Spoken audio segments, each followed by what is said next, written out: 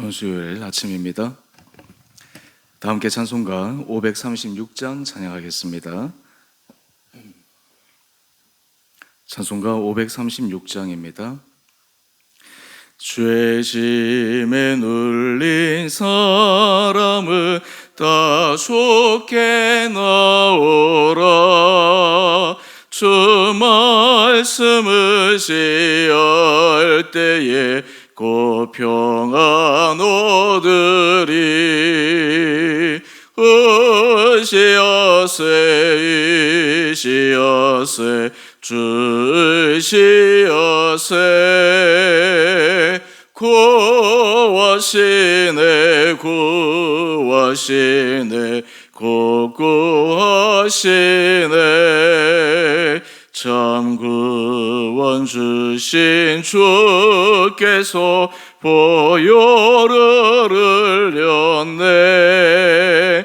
눈같이 이게 할 피에 온몸을 잠그세. 의시하세 의시하세 주 의시하세.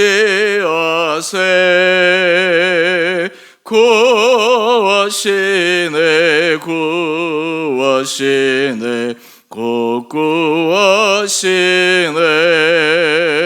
길 되신 우리 구세주 늘 인도하시네. 너 시체 말고 믿으며 참 복을 받겠네. 의시하세 의시하세 주 의시하세. 구하시네 구하시네 구구하시네.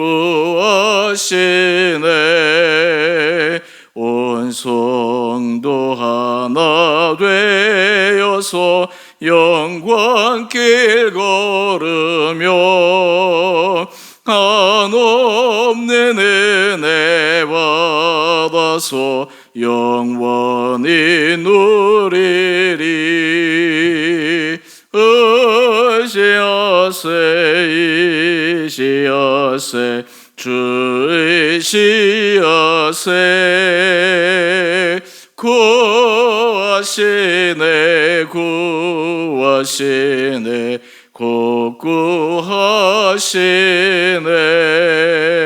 구구하시네. 아멘. 오늘 말씀 사도행전 15장 1절에서 11절까지입니다.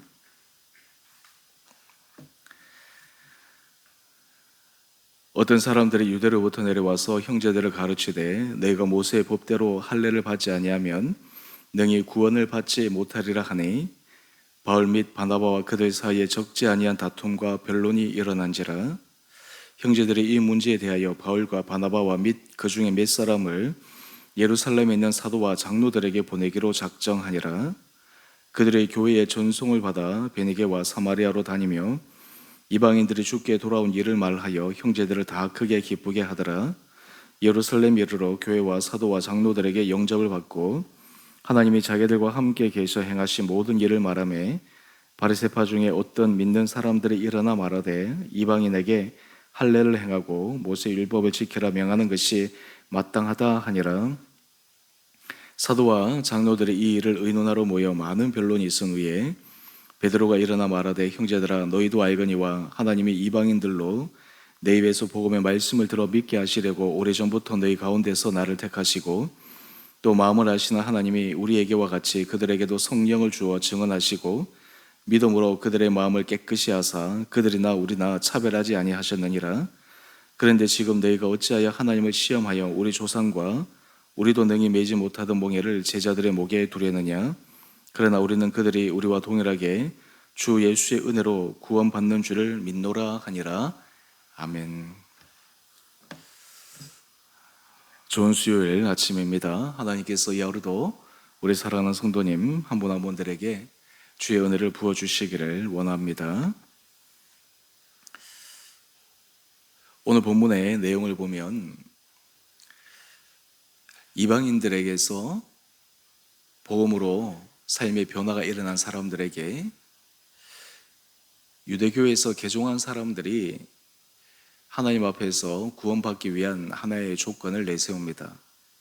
사실 이 논쟁은 이 한 사실에만 끝나는 것이 아니라 우리가 주의 복음이라고 할 때, 진리가 너희를 자유케 한다고 할 때 하나님께서 복음과 율법과의 관계, 또 예수님께서 하신 말씀과 하나님께서 구약 성경에 주신 말씀과의 관계를 어떻게 이해하고 바라보아야 될 것인가 라고 하는 중요한 주제와 연결되어 있습니다.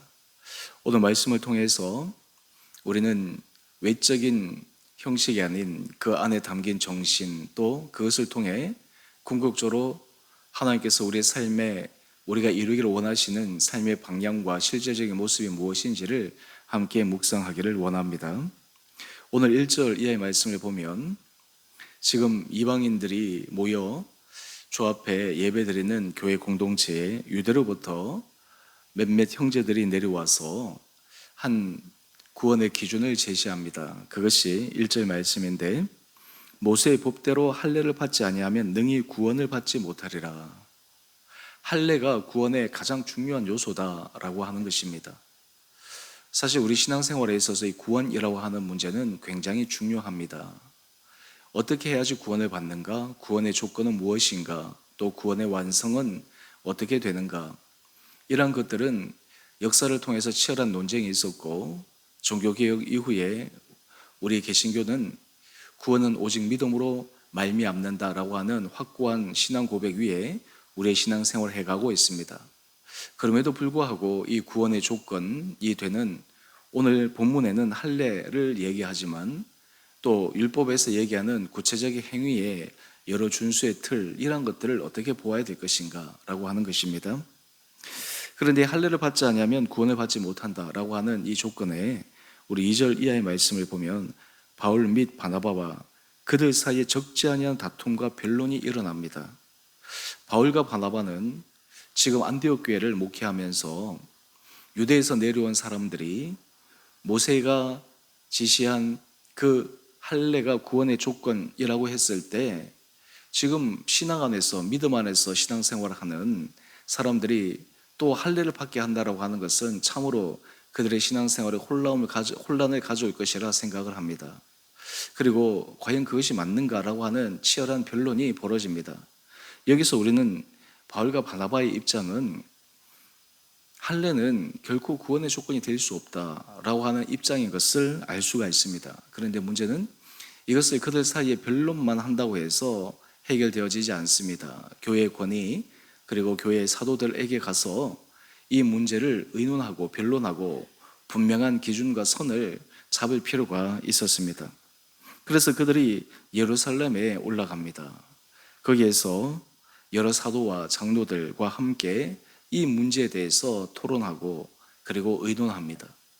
사실 교회 공동체 안에 하나님께서 신실한 사람들을 세우시고 또 그 사람들을 통해서 여러 가지 중요한 일들을 함께 의논하게 하시는 것은 참으로 귀하고 복된 일입니다. 우리는 신앙생활에 있어서 굉장히 조심해야 될 것 가운데 하나는 직통계시, 하나님이 직접 말씀하신다, 사람의 의견보다 하나님이 직접 말씀하신다라고 하는 이것이 너무 강조되게 되면 하나님께서 때로는 신실한 사람들을 통해 또 하나님께서 세운 지도자들을 통해 하나님께서 말씀하시는 그 중요한 진리를 잊어버릴 때가 있습니다. 오늘 본문을 보면 이제 예루살렘의 사도들 그리고 함께 신앙생활하는 신실한 자들과 함께 이 문제를 의논합니다. 5절 말씀에 그 중에 바리새파에서 유대교에서 개종한 사람이 일어나 얘기합니다. 이방인에게 할례를 행하고 모세의 율법을 지키라 명하는 것이 마땅하다. 여러분, 여기에서 우리가 하나 확인할 수 있는 것이 무엇입니까? 사람은 자신의 신앙의 틀, 자신이 갖고 있는 그 신앙의 관점, 그것이 마치 절대 진리인 것처럼 빠져 있을 때가 많다라고 하는 것입니다. 우물한 개구리인 것처럼. 사실 신앙생활에서 오래된 습관이라든지 또 나이가 들어서 그것이 굳어지게 되면 그 외에는 다른 길이 없다라고 하는 편협된 생각을 가지게 됩니다. 사실 여기에서 바리새파 중 어떤 믿는 사람들 마음에 이 할례를 반드시 받아야 된다라고 하는 그 주장은 이방인들을 괴롭게 하거나 그들에게 굴레 씌우기 위한 것이 아니라 오히려 그들의 편협된 생각에서 비롯된 것임을 우리는 바라볼 수 있습니다. 하지만 이러한 부분들에 대해서 우리 6절 이하의 말씀을 보면 사도들과 장로들, 거기에 신실한 사람들은 열린 마음을 가지고 이 모든 일들을 듣습니다. 그리고 양쪽의 의견을 충분히 경청합니다. 그리고 베드로가 일어나서 이야기를 합니다. 그 이유는 베드로는 이 양쪽 말들을 다 들으면서 또한 자신이 이방인에게 하나님께서 성령을 부어주시는 그 놀라움을 경험하였기에 베드로가 이야기를 합니다. 우리 8절입니다.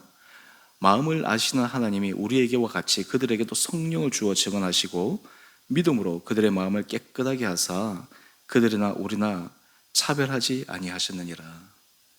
지금 이 할례는 결코 중요한 구원의 조건이 될 수 없다. 베드로의 입을 통해 하나님께서 말씀하게 하십니다. 그리고 이 결론에 다다릅니다. 11절 말씀입니다. 우리는 그들이 우리와 동일하게 주 예수의 은혜로 구원받는 줄을 믿노라. 오직 주 예수의 은혜로 구원받는 줄을 믿는다라고 하는 것이 구원의 가장 중요한 조건이다라고 하는 것을 내세우게 됩니다. 그런데 여기에서 우리가 하나 유의할 점이 있습니다. 그렇다면 이 율법과 이 복음과의 관계는 어떻게 해야 되는가? 예수 그리스도의 은혜로 구원받는다라고 했을 때 우리의 삶에 그러면 어떤 삶의 구체적 기준이 있게 될 것인가? 우리가 예수 그리스도 우리의 삶의 기준이라고 했을 때 그 기준이 사람에 따라서 다 달라진다면, 사람에 따라서 그냥 이렇게 저렇게 고무줄처럼 늘어났다 줄어들었다고 한다면 어떻게 기준이 될 수가 있겠습니까? 산상수훈 말씀을 보면 예수님께서 이 율법과 복음의 정신에 대해서 명확한 기준을 제시하여 주셨습니다. 마태복음 5장 17절 말씀입니다. 율법이나 선지자를 피하러 온 줄로 생각하지 말라. 피하러 온 것이 아니요 완전하게 하려 함이라. 예수 그리스도께서 말씀하신 것은 율법을 피하기 위한 것이 아니라 완전하게 하기 위함이다. 율법에는 지금 할례라든지 음식물 규정 같은 의식법이 있지만 실질적인 윤리법에 관한 이 율법은 온전하기 위해서 예수님께서 새롭게 제시하신 것입니다. 이어서 마태복음 5장 18절은 말씀합니다. 진실로 진실로 너희에게 이르노니 천지가 없어지기 전에는 율법의 1.1획도 결코 없어지지 아니하리라. 이것이 무슨 말일까요? 복음과 율법은 서로 상반되는 것이나 율법이 무시당하는 것이 아니라 복음은 율법의 위에 있다라고 하는 것입니다. 우리가 산상수훈의 말씀을 보게 되면 사실 율법보다 더한 그러한 윤리적 기준을 제시하고 있는 것을 우리에게 제시합니다. 사실 율법은 겉으로 드러나는 행동만을 규정하고 이렇게 해야 된다 저렇게 해야 된다라고 제시하는데 예수님께서 말씀하시는 내용은 행위뿐만 아니라 그 행위를 드러나지 않아도 이미 머릿속에 갖고 있는 생각, 마음속에 품고 있는 그러한 것들이 바로 행위로 드러난 죄와 동일하다라고 하는 것입니다. 간음의 문제라든지 살인의 문제라든지 행위로 직접 하지 않아도 이미 마음으로 생각하고 마음으로 그것을 품는 것, 그것이 하나님 앞에서 동일한 죄다. 참 우리에게 너무나 버거운, 너무나 엄격한 그러한 잣대입니다. 하지만 예수님은 이 율법과 이 복음의 정신에서 진정한 예수 그리스도의 은혜 아래 살아가는 사람들, 진정한 주님의 말씀 앞에 순종하여 가는 사람들의 모습은 어떻게 해야 되는가? 마태복음 5장 20절에 예수님께서 그 기준을 제시하십니다. 너희 의가 서기관과 바리새인보다 더 낫지 못하면 결코 천국에 들어가지 못하리라. 이것은 행위의 구원의 조건이 행위다라고 하는 것을 이야기하는 것이 아닙니다. 주님 앞에 구원받은 자로서 은혜 받은 자로서 삶을 살아갈 때 주님께서 우리에게 요구하시는 것은 율법이 제시하는 것보다 더 분명하고 구체적이고 확실한 그런 엄격한 기준이 있다라고 하는 것입니다. 우리의 삶의 자리에 한번 이 부분을 적용해 볼까요? 우리는 사실 행위의 조건들을 얘기하면 나는 이 정도면 괜찮아. 나는 뭐 신앙생활 하는 거 예배도 잘 드리고 때로는 다른 사람들이 하지 않는 여러 가지 헌신도 하고 11조도 하고 봉사도 하고 또 그리고 말씀 묵상과 기도 이런 것도 잘해. 그런데 주님께서 우리에게 말씀하시는 것은 무엇일까요? 우리의 마음의 중심입니다. 우리의 마음의 중심이 정말 주 앞에서 선한 믿음의 길을 걸어가고 있는가? 주여 주여 하는 자마다 다 천국에 들어갈 것이 아니라고 하는 이 말씀이 바로 여기에 해당되는 것입니다. 우리가 은혜의 복음이라고 하는 것은 결코 우리를 방종하게 만들지 않습니다. 우리로 하여금 그냥 마음대로 내 멋대로 하게 만들지 않습니다. 은혜 아래의 복음은 우리로 하여금 더 주님 앞에 진리의 빛 아래 서게 합니다. 날마다 주님 앞에서 거룩한 삶을 살도록 우리 자신이 주님 앞에 더 간절한 은혜를 구하며 나가게 되어 있습니다. 우리 한 사람 한 사람이 내가 주의 은혜 아래 서 있는가라고 하는 것을 확인할 수 있는 방법이 있습니다. 그것은 우리 마음 속에 그리고 우리의 삶의 중심 가운데 날마다 주 앞에서 내가 더 신실하게 서기를 원하는 마음의 결단들이 있는가라고 하는 것입니다. 성령께서는 우리로 하여금 날마다 주님 앞에서 신실한 모습으로 설 수 있도록 우리 마음을 계속해서 자극하여 주십니다. 도전해 주십니다. 다른 사람이 평가하고 다른 사람들이 이만하면 됐다라고 하는 것에 만족하지 않습니다. 또한 그 평가에 교만하지 않습니다. 끊임없이 주 앞에서 자신의 삶을 더 드리게 됩니다. 어디까지 갈까요? 그리스도의 형상이 이루어지기까지. 주님께서 우리에게 말씀하신 그 높은 이상의 기준을 가지고 걸어가는 것입니다. 그래서 은혜 아래 우리가 믿음으로 걸어가는 사람들의 삶은 사실 율법의 행위에 그냥 맺혀서 살아가는 사람보다 더 엄격하고 더 놀라운 그러한 진리의 빛 아래 걸어갈 수가 있습니다. 최근에 넷플릭스에 제가 다 보진 않았는데 김장하라고 하는 분의 일생일대기를 잠시 소개한 내용이 있습니다. 그 내용을 제가 잠깐 요약해서 봤더니 이분의 삶이 어떻게 보면 참 다른 사람이 따라갈 수 없는 그런 삶을 살았습니다. 젊었을 때부터 약국을 해서 많은 돈을 벌었는데 그분이 그런 얘기를 합니다. 내가 만약에 다른 방법으로 돈을 많이 벌었다면 나도 호화롭게 그리고 흥청망청 살아갈 수 있을 터인데 나에게 찾아오는 그 병약한 사람들, 그 사람들 통해 내가 돈을 벌었기에 그 돈이 너무너무 소중해서 나는 이 돈을 정말 의미 있는 데 사용해야 되겠다. 그래서 이분은 기독교인은 아닌 것 같은데 그의 삶의 자락을 보면 사회에 환원하고 그리고 많은 사람들에게 도움이 되는데 그의 재산과 돈을 쓰는 모습을 봅니다.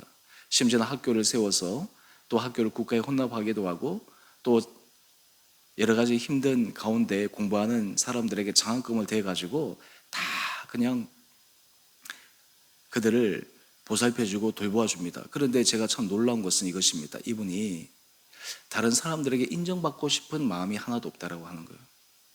다른 사람들이 자신이 한 일을 내세우려고 하는 마음이 하나도 없다라고 하는 것입니다. 저는 그 모습을 보면서 우리 그리스도인들이 사실은 그러한 삶보다 더 고상한 삶을 살아야 되지 않을까. 우리의 삶의 자리가 주의 주시는 은혜로 살아가기에 주께서 내게 주신 은혜를 따라 내가 주님 앞에서 부끄럽지 않는 주님 앞에서 진실한 삶을 살기 위해서 더 믿음 가운데 걸어가야 되지 않을까. 세상이 알아주지 않더라도 인정해 주지 않더라도 때로는 세상이 나를 주목하는 것 같이 보이지 않는다 하더라도 날마다 진리의 빛 아래 걸어가는 삶, 하나님 앞에서 내가 인정받는 삶, 하나님 앞에서 내가 진실한 삶으로 살아가는 삶, 여러분 이것이 바로 은혜 아래 살아가는 아름다운 삶의 모습이지 않을까 생각해 봅니다. 오늘 큐티의 제목을 한번 볼까요? 행함의 멍에가 아닌 은혜의 복음으로. 우리는 이 은혜의 복음을 굉장히 쉽게 생각할 수 있지만 결코 그렇지 않습니다. 우리는 행함을 뛰어넘는 놀라운 진리의 말씀이 바로 은혜의 복음입니다. 바라긴 우리 사랑하는 성도님 삶의 자리에 하나님께서 이런 은혜를 도와여 주시고 여러분의 걸음걸음들마다 우리가 진리의 빛 아래서 날마다 걸어감으로 율법의 행위보다 더 높은 엄격한 예수 그리스도가 우리의 삶의 주인 되시고 주님이 우리 삶을 바라보실 때 인정받는 그런 고귀하고 고상한 삶으로 걸어가는 축복된 삶이 이 하루 되시게 되기를 주님의 이름으로 축원드립니다. 우리가 이런 삶을 살아가게 될 때 우리는 주의 주시는 은혜가 무엇인지 날마다 주께서 우리에게 부어주시는 축복이 무엇인지 거기에 감격하며 살아가는 복된 자리에 서게 되리라 믿습니다. 오늘 하루도 하나님께서 우리 10년 가운데 이런 겸손하고 이런 진실한 길을 걸어갈 수 있는 선한 마음 허락하여 주시기를 주님의 이름으로 축원드립니다. 함께 기도하겠습니다. 사랑의 주님, 참으로 감사합니다. 우리의 삶의 자리에 행함이 아닌 은혜, 믿음에 대한 구원의 조건, 때로 우리는 이것을 너무나 쉽게 생각하고 또한 이것을 너무나 우리의 자의대로 해석해서 진정한 믿음 안의 삶이 어떤 것인가를 묵상하지 않고 때로 주님 앞에 방종하게 살아갔던 모습이 있지 않은지 점검해 봅니다.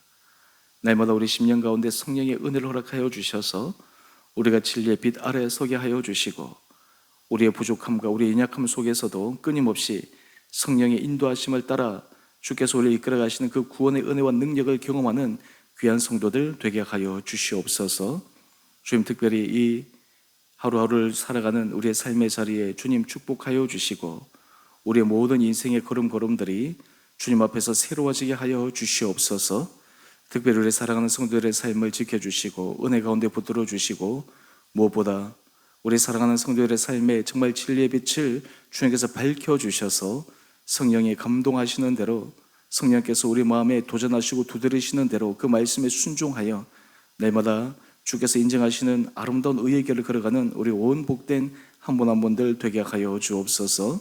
우리 사랑하는 성도들의 삶의 자리를 주님 지켜주시고 보호하여 주시고 특별히 여러 가지 삶의 어려움과 힘든 가운데 있는 자들의 마음을 위로하여 주시고 또한 슬픔 가운데 있는 자들의 마음을 회복시켜 주시고 주 안에서 날마다 주께서 주신 사명을 따라 믿음의 길을 걸어가는 축복된 인생 되게 하여 주옵소서.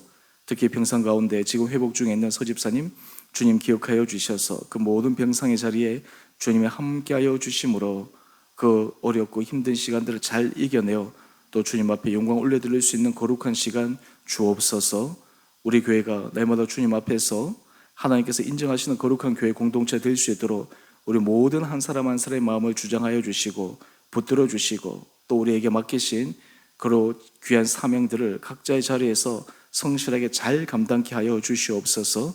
또한 우리 성도들의 삶의 일터와 터전을 주님 붙들어 주셔서 거기에마다 주님의 은혜를 부어 주시고 우리의 모든 걸음걸음들이 정말 주의 나라와 의를 이루어가며 또한 주께서 이 하나님 나라의 확장에 쓰임받는 복된 하루하루 되게 하여 주시기를 우리를 사랑하신 예수님 이름으로 감사기도 드리옵나이다. 아멘. 하늘에 계신 우리 아버지, 아버지의 이름을 거룩하게 하시며 아버지 나라가 오게 하시며 아버지의 뜻이 하늘에서와 같이 땅에서도 이루어지게 하소서. 오늘 우리에게 일용할 양식을 주시고 우리가 우리에게 잘못한 사람을 용서하여 준 것 같이 우리의 죄를 용서하여 주시고 우리의 시험에 빠지지 않게 하시고 악에서 구하소서. 나라와 권능과 영광이 영원히 아버지의 것입니다. 아멘. 오늘도 믿음 안에서 승리하시는 복된 하루 되시기를 바랍니다.